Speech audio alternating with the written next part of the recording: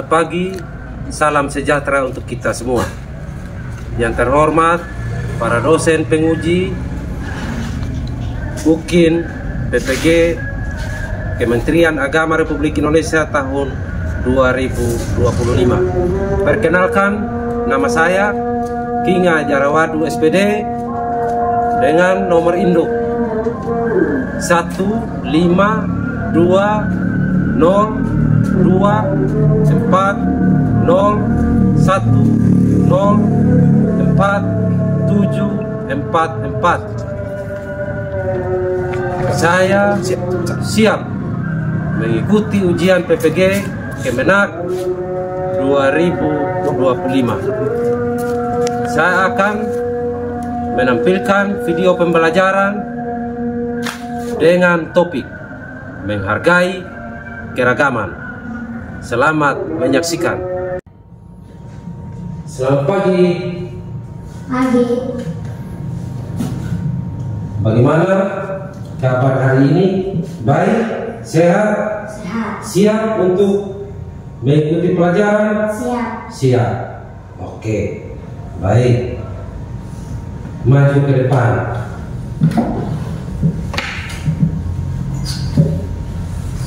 Sekarang Pak mau supaya Sergio menyanyikan satu lagu. Lagu apa yang Sergio tahu? Selamat pagi Tuhan. Silakan. 1, 2, 3. Selamat pagi Tuhan, mengucap terima kasih. Tuhan sudah jaga saya tiap hari. Matahari bersinar, burung berkicau, bertambah indahnya. Ulang satu kali lagi. Semangat sedikit. 1, 2, 3. Selamat pagi Tuhan, mengucap terima kasih. Tuhan sudah jaga saya tiap hari. Matahari bersinar, burung berkicau, bertambah indahnya. Oke. Sekarang kita Sergio berdoa untuk kita memulai pelajaran pada pagi hari ini. Silakan. Tuhan Yesus, kami mau belajar, berkatilah kami dan berikan roh kepada kami ya Bapak. Berkatilah kami terus sampai selesai Bapak dan Kudus. Haleluya, amin. Amin. Terima kasih. Silakan dulu. Baik.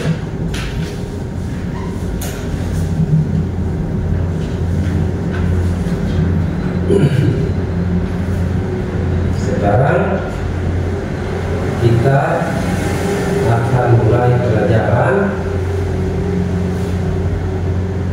tentang menghargai keragaman.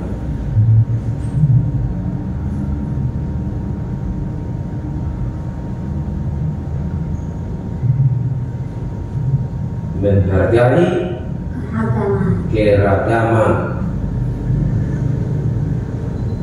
Kalau di dalam kelas Sergio punya teman-teman itu dari suku apa saja? Jawa, Ende, terus Sergio sendiri Sabu. Jadi di dalam kelas itu ada 3 suku toh. Ada Sergio suku Sabu, terus ada teman yang Jawa, suku Jawa, terus ada teman yang suku Ende. Yang kedua, di dalam kelas itu selain Sergio beragama Kristen, teman-teman agamanya apa? Islam. Jadi di Sergio punya kelas itu ada agama Islam dan agama Kristen. Menghargai keragaman itu perintah Tuhan. Jadi tidak boleh melanggar apa yang Tuhan perintahkan untuk menghargai keragaman itu.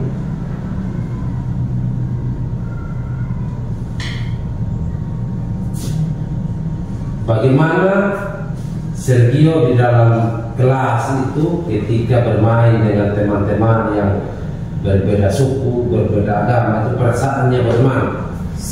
Senang. Karena apa? Karena teman-teman tidak membeda-bedakan suku dan agama. Jadi ketika bermain tidak ada misalnya kata-kata mengejek, kau dari suku Sabu atau kau dari suku Jawa, tidak baik. Tidak ada begitu toh. Semuanya bermain bersama-sama, ya toh. Dan di dalam Sergio bersama-sama dengan teman melakukan suatu pekerjaan, sebuah pekerjaan begitu. Apakah bersama-sama atau sendiri? Misalnya sapu rumah, sapu kelas, apakah dikerjakan bersama-sama? Kerja sama-sama. Jadi ingat bahwa Tuhan sudah kasihnya kita untuk bersama-sama. Tidak boleh membeda-bedakan walaupun kita berbeda suku. Sekarang kami minta Sergio untuk membaca firman Tuhan dari kitab Mazmur. Mazmur 133 ayat 1. Persaudaraan yang rukun, nyanyian ziarah Daud, sungguh alangkah baiknya dan indahnya apabila saudara-saudara diam bersama dengan rukun. Nah, jadi sungguh alangkah indah dan baiknya apabila saudara-saudara diam dan bersama dengan rukun. Maksudnya apa? Maksudnya kita tidak boleh membeda-bedakan orang lain atau teman kita, baik di kelas maupun di lingkungan tempat kita tinggal. Hidup rukun, tidak boleh mengeluarkan kata-kata yang menjelekkan satu dengan yang lain. Coba Sergio perhatikan di kaki burung Garuda itu ada tulisan apa? Bhinneka Tunggal Ika. Bhinneka Tunggal Ika. Itu adalah semboyan dari bangsa Indonesia. Artinya apa? Berbeda-beda tetapi tetap satu. Berbeda-beda tetapi tetap satu. Berbeda-beda tetapi tetap satu. Berbeda suku, berbeda agama, berbeda budaya, tetapi tetap satu. Sergio tahu ada berapa agama yang ada di negara kita. 6. Ada 6. Yang pertama Kristen, Islam, Buddha, Hindu, Islam, Katolik, Kristen dengan Konghucu. Jadi ulang. Yang pertama Islam, Kristen, Katolik, Konghucu, Hindu, Buddha. Jadi ada 6 agama yang ada di Indonesia. Ke-6 agama itu diakui secara resmi oleh pemerintah Indonesia. walaupun berbeda agama, tetapi tetap satu, seperti semboyan yang ada di lambang negara kita, yaitu burung Garuda ini. Bhinneka Tunggal Ika artinya berbeda-beda tetapi tetap satu. Coba Sergio sebutkan lagi suku-suku yang ada di Indonesia. Suku apa saja? Jawa, Terus Sabu, apa lagi? Apa lagi? Indo, Terus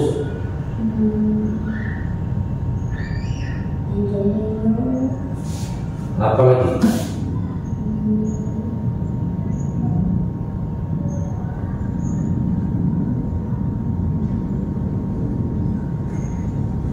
Apa lagi? Teman yang dalam kelas itu Indi,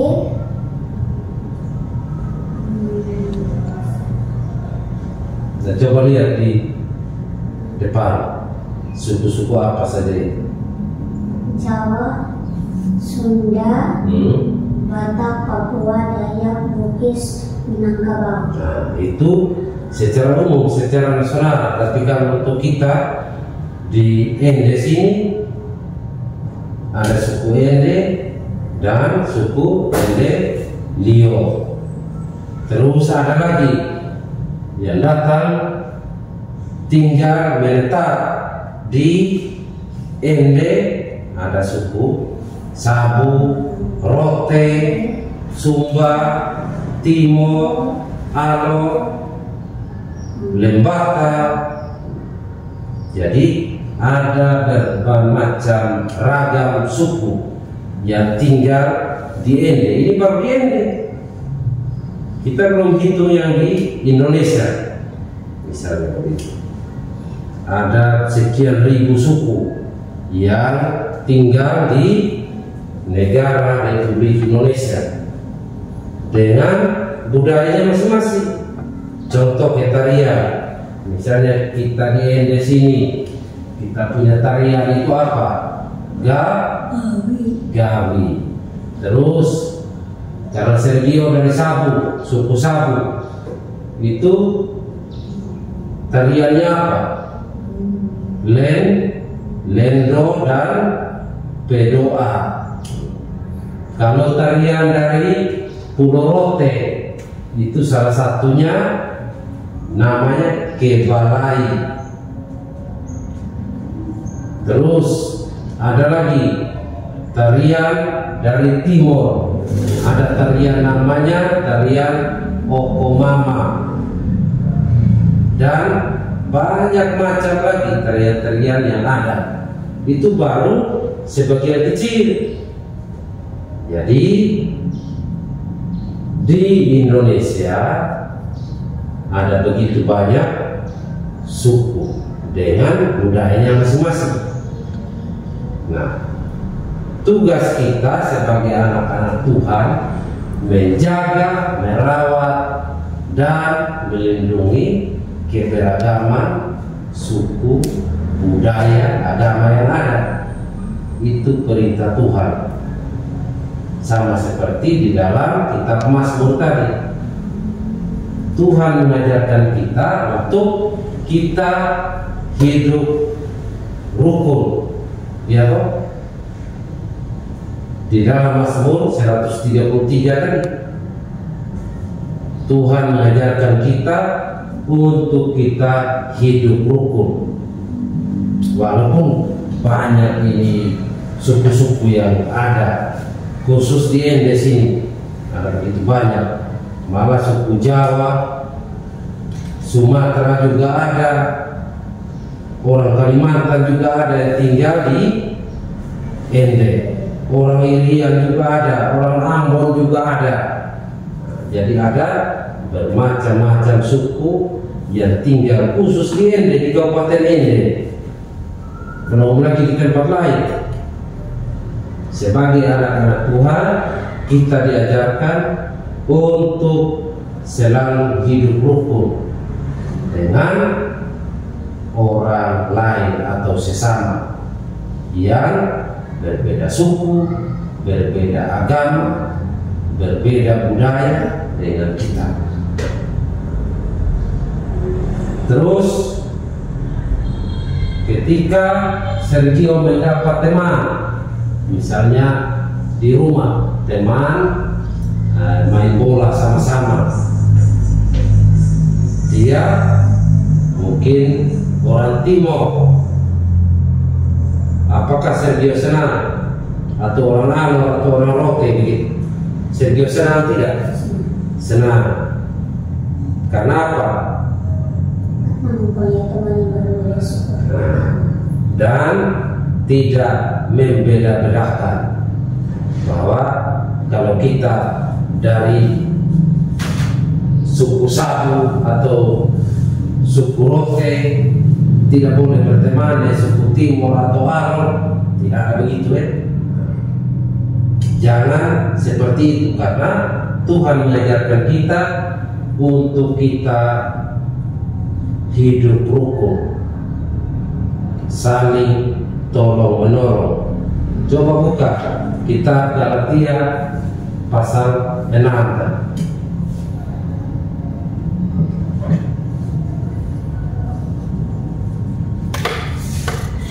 Kitab Galatia pasal 6 ayat yang pertama.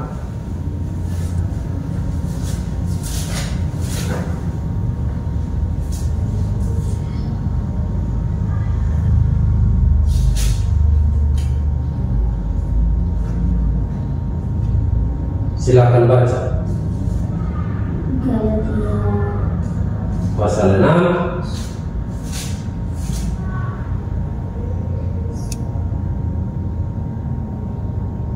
saling membantulah kamu. ayat 1. Coba ulang. Saling membantulah kamu, saudara-saudara, kalau pun seorang kedapatkan melakukan suatu pelanggaran, maka kamu yang rohani harus memimpin orang itu ke jalan yang benar dalam roh lemah lembut. Sudah? Coba baca ulang ayat 2-nya. Bertolong-tolonglah menanggung bebanmu, demikian kamu memenuhi hukum Kristus. Jadi bertolong-tolonglah kamu menanggung beban, karena memenuhi hukum Kristus. Jadi walaupun di sekitar tempat tinggalnya Sergio ataupun di dalam kelas ada teman yang membutuhkan pertolongan, maka wajib untuk ditolong. Misalnya ada teman yang lupa poinnya, baru Sergio punya poin lebih, bisa meminjamkan Sergio punya poin itu kepada Sergio punya teman yang mungkin dia lupa poinnya di rumah. Bisa toh? Bisa tidak? Bisa. Atau mungkin ada misalnya Sergio punya bekal, terus teman di sebelah tidak punya bekal. Bisakah Sergio berbagi bekal yang Sergio bawa itu dengan teman yang tidak punya bekal? Bisa. Nah, itu artinya bertolong-tolonglah kamu di dalam kitab Galatia. Nah, sekarang coba Sergio buka lagi kitab Lukas pasal 10 tentang orang Samaria yang baik hati. Sudah dapat? Nah, jadi di situ diceritakan tentang seorang Samaria yang apa judulnya? Coba. Nah, orang Samaria yang baik hati, di mana dia menolong seorang yang dirampok di tengah jalan, dan perampoknya membiarkan orang itu setengah mati. Maksudnya ketinggal saja di pinggir jalan, dia sudah potong dengan parang, luka sudah banyak, dia ketinggal saja begitu. Dia hanya ambil harta kekayaan orang itu. Perampok orang ambil dia punya harta kekayaan, apa barang-barang yang dia punya perampok orang ambil, dan membiarkan orang itu menderita terbaring di pinggir jalan. Yang pertama yang lewat atau yang lihat orang itu adalah seorang imam, tetapi imam itu tidak menolong orang yang menderita itu, yang kena rampok itu. Imam itu lewat saja, malas tahu begitu. Terus yang kedua, seorang Lewi lewat dan dia membiarkan, tidak menolong orang yang kena rampok itu. Terus yang ketiga, lewatlah orang Samaria. Akhirnya orang Samaria itu timbul belas kasihannya, dia menolong orang itu dan membawa orang itu ke tempat pengobatan untuk mengobati luka-lukanya, dan dia bayar semua biaya pengobatan itu. Jadi di sini ada 3 orang. Yang pertama tadi yang lewat adalah imam. Dia lewat malas tahu saja, tidak peduli dengan orang yang menderita itu, padahal dia seorang imam. Yang kedua orang Lewi lagi, dia juga orang yang pintar beragama, tetapi dia tidak mau menolong sesamanya. Kemudian lewatlah orang Samaria itu. Orang Samaria itu kalau dengan para imam, dengan orang Lewi tadi, orang Samaria itu dianggap sebagai orang yang sukunya paling rendah begitu, paling hina. Tetapi walaupun dianggap seperti itu, orang Samaria itu yang menolong orang yang kena rampok tadi. Jadi dari 3 orang ini, siapa yang baik hati tadi? Orang Samaria. Karena dia tidak memandang ini yang orang yang menderita ini, dia dari suku mana. Dia tidak pikir-pikir lagi. Ketika dia melihat orang yang susah, yang menderita, maka dia cepat-cepat menolong orang itu. Nah, dari cerita ini kita diajarkan supaya seperti orang Samaria ini, jangan seperti imam dengan orang Lewi. Kalau melihat teman mengalami kesusahan, maka kita harus menolongnya sesuai kemampuan kita.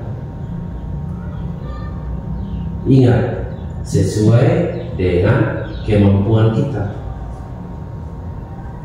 Jadi seperti yang Pak kasih contoh tadi, ada teman yang lupa bolpoin di rumah, terus Sergio ada bolpoin, bisa saja Sergio menolong teman yang memberikan bolpoin. Itu contoh, salah satu contoh.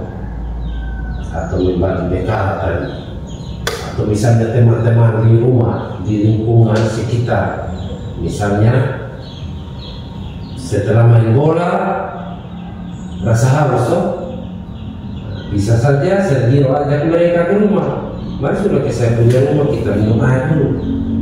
Bisa bisa saja begitu. Atau kita istirahat di rumah sambil kita minum air, bisa saja begitu, tanpa memandang bahwa dia dari suku mana atau dari agama mana. Bisa tidak Sergio praktekkan seperti itu? Bisa. Jadi ketika kita diajarkan untuk saling menghargai, jangan hanya di mulut, tetapi harus mempraktekannya di dalam kehidupan kita sehari-hari. Ya, begitu. Entah di jalan atau dari rumah atau di dalam rumah dengan bapak mama, kita harus saling menghargai, saling menghormati, saling tolong menolong antara satu dengan yang lain. Sergio main bola dengan teman-teman, terus ada teman yang cedera,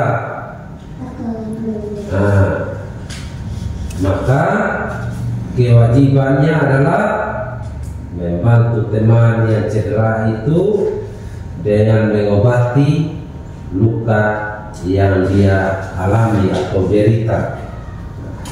Sekarang Sergio ini isi apa yang ada yang di dalam kotak itu, centang, baca petunjuknya baik-baik dan cetak. Mulai dari nomor 1 ini, memiliki teman yang berbeda suku dan agama. Pernah tidak? Kalau pernah, centang. Kalau tidak pernah, centang.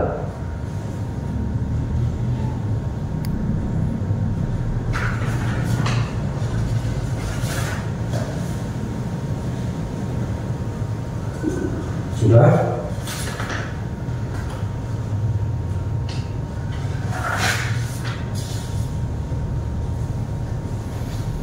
Supaya Pak bisa tahu kira-kira Sergio itu sudah paham tidak tentang berbagai keragaman, menghargai keragaman yang ada di Sergio punya tempat tinggal atau mungkin di sekolah.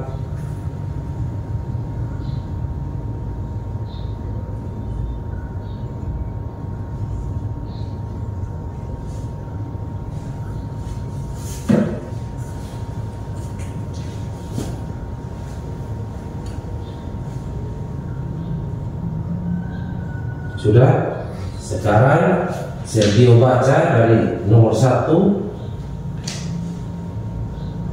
Silakan. Memiliki teman yang berbeda suku dan agama. 2. Menghargai teman yang sedang beribadah. 3. Mendoakan teman. 4. Bermain dengan semua teman. 5. Menolong teman tanpa membeda-bedakan. 6. Menasihati teman. 7. Mengucapkan selamat kepada teman yang sedang merayakan hari raya. 8. Mengajak teman yang berbeda suku agama untuk bekerja sama. 9. Menerima pertolongan dari orang yang berbeda suku dan agama.